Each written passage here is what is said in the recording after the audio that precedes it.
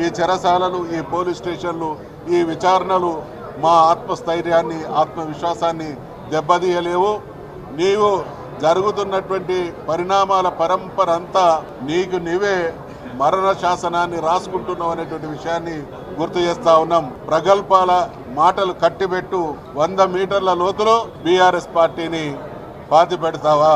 గ్రామ గ్రామాన ఇవాళ ప్రతి గ్రామ ఆత్మగౌరవ ప్రతీకగా ఉన్నటువంటి బీఆర్ఎస్ పార్టీ గద్దెల్ని కూల్చివేస్తావా? ఇవన్నీ కూడా తెలంగాణ సమాజం గుర్తుపెట్టుకుంటున్నది, గమనిస్తున్నది.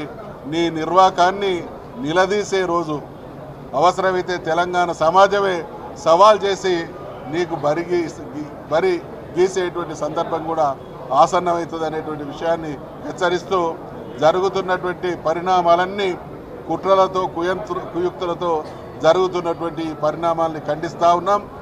హరీష్ రావు గారి వెంట తెలంగాణ సమాజానికి సంబంధించినటువంటి ఉద్యమకారులతో పాటు ప్రజలు ఉన్నారు అనేటువంటి విషయాన్ని గుర్తు చేస్తూ ఉన్నాం.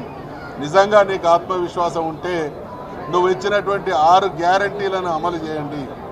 నువ్వు ఇచ్చినటువంటి ప్రజలకు చెప్పినటువంటి 420 హామీలను అమలు చేసేటువంటి సత్తా లేక ప్రశ్నించే గొంతులను నొక్కివేయడం ద్వారా, రకరకాల ప్రయత్నాల ద్వారా విషయాన్ని ఏమార్చేటువంటి నీ ప్రయత్నాలు సాగవు అనేటువంటి విషయాన్ని హెచ్చరిస్తా ఉన్నాం.